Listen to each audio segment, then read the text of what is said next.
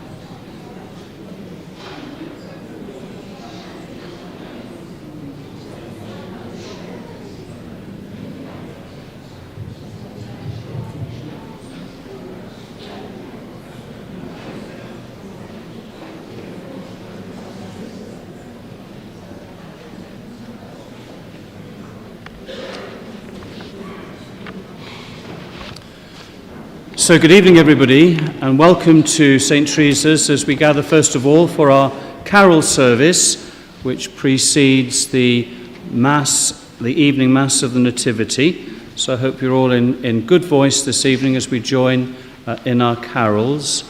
I'll perhaps say a little bit about some of the carols we're going to sing this evening, and I hope everybody's been able to pick up a copy of the order of service, which gives all the words for the carols in the order of service.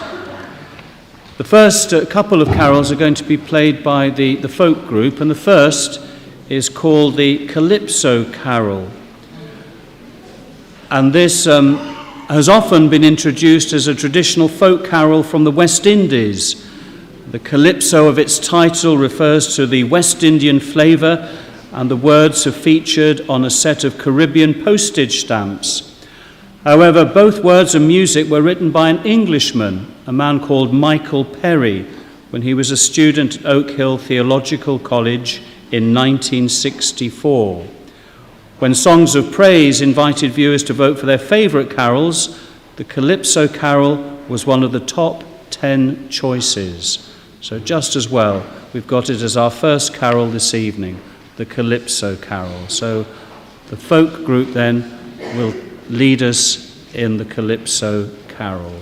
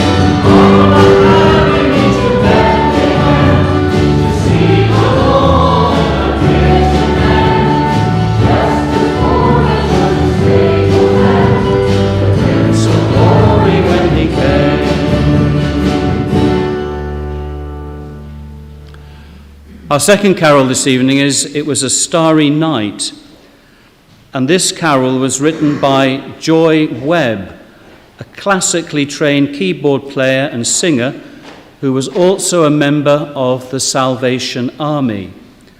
And when a new general was appointed to the Salvation Army, who wanted the army to be more evangelical, Joy formed a group called the Joy Strings. Perhaps some of you might remember them. They came to fame in the 1960s. And they became the first Salvation Army pop group to achieve chart success with An Open Secret and It Was a Starry Night. If you're a reader of the Times obituaries, you might have noticed that last October, Joy Webb died. She passed away. She was 91. So there are some benefits of a good religious life. You live a long life. So we join then, It Was a Starry Night.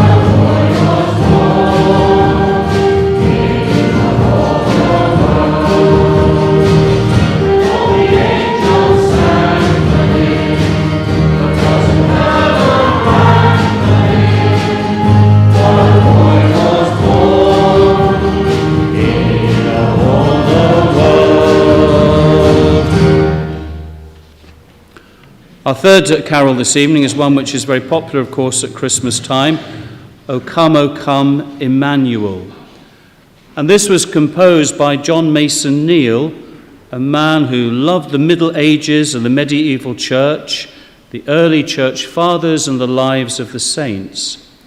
And this Advent hymn is from a Latin original of an uncertain date, but its popularity proves that John Mason Neale was one of the greatest of all translators of hymns, a great composer, and also helps to disprove his friend Benjamin Webb's words, I am more and more convinced that the age of hymns has passed. Certainly this great hymn has endured down through the decades, and it's good that we join in singing this evening, O come, Emmanuel. And we've got 1, 2, 3, 4, 5, 6, 7 verses. Just doing a bit of sign language with the organist. There we go.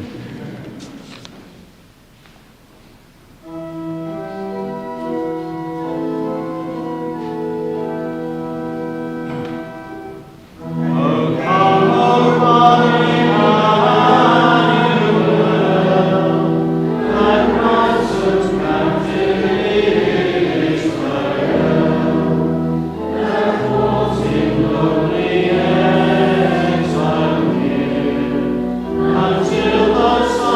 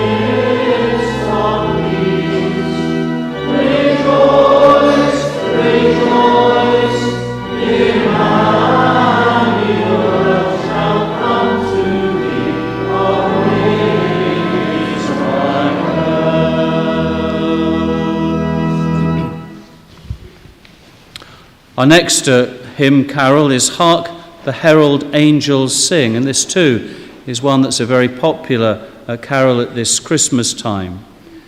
It was written by Charles Wesley and George Whitefield, and it was first published in 1739 and was probably first sung at Christmas 1738. So whenever we sing these words, we are heirs to the work of England's finest hymn writer, Charles Wesley, and her greatest preacher, George Whitefield. The composer was Mendelssohn, and he, of course, belonged to the next century, but he didn't live long enough to hear his famous music matched with this magnificent hymn. Hark, the herald angels sing. Sing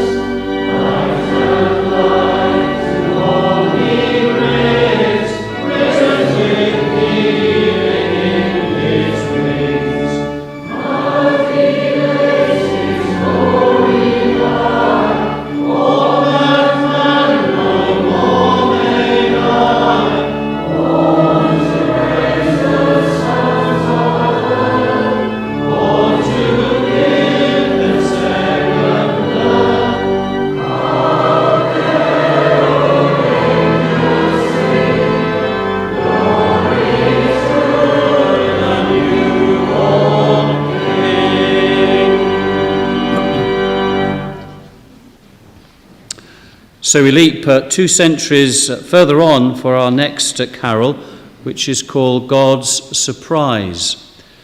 This was written by John Bell, leader of the Wild Goose Worship Community based in Iona, and he published this Christmas song in 1987. John Bell was born in the Scottish town of Kilmarnock, and he became a minister in the Church of Scotland and also a prolific song and hymn writer. He felt that many hymns didn't represent the plight of poor people to God, and so many of his songs reflect themes like concern for the developing world, our need to see ourselves as brothers and sisters to those who are suffering from poverty or persecution.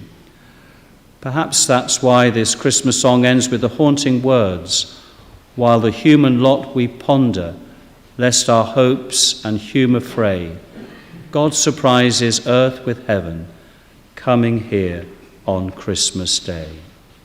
God's surprise.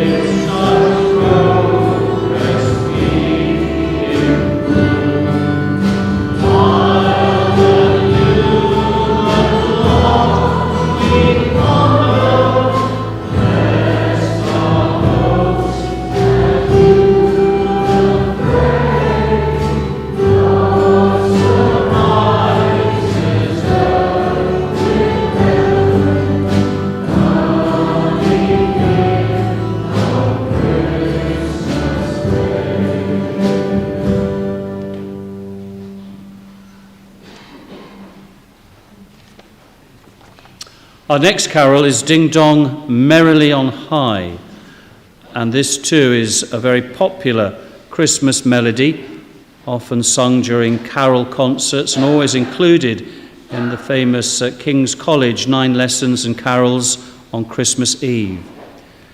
Its origins, perhaps unsurprisingly given its sprightly, agile tune, are in dance music. The melody was originally found in a 16th century book on French dance forms. And the English composer and bell-ringing enthusiast George Ratcliffe Woodard came across the melody and through his passion for pealing, for bell ringing, was inspired to give the tune a bell-inspired text. The carol was first published in 1924 in one of Woodard's many songbooks, and harmony was later added by an Irish composer, Charles Wood. So ding dong merrily on high.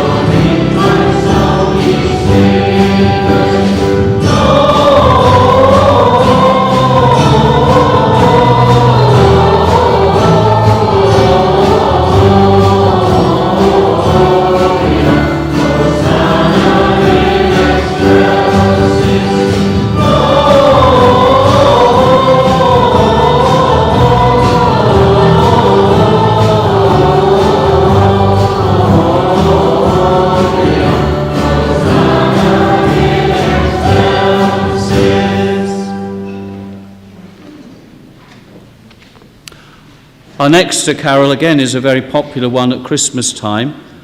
And perhaps this year is even more poignant than before as we think about Bethlehem, the situation in the Middle East, and how this year there will be no celebrations of the Lord's birth in Bethlehem itself, as there is a desire to feel an affinity with all those suffering in the Holy Land at this time. So it's a very poignant song for us to be singing on this Christmas Eve. The hymn itself is, of course, as I've said, a very popular Christmas carol and is based on a text written by Philip Brooks.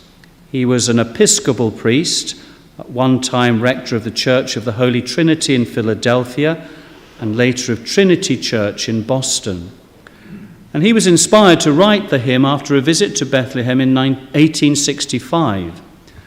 There are two different tunes to which the carol can be sung. Americans in the congregation might be more familiar with the tune St. Louis, but we here in the UK are most used to singing a tune composed by the celebrated composer Ralph Vaughan Williams, based on an English folk ballad, The Ploughman's Dream. The writer of the American tune felt he had been inspired by an angel strain whispering in his ear. So let's hope this evening, as we sing this hymn, that can be true for us. hear the angels' strain whispering in our ears as we sing, O Little Town of Bethlehem.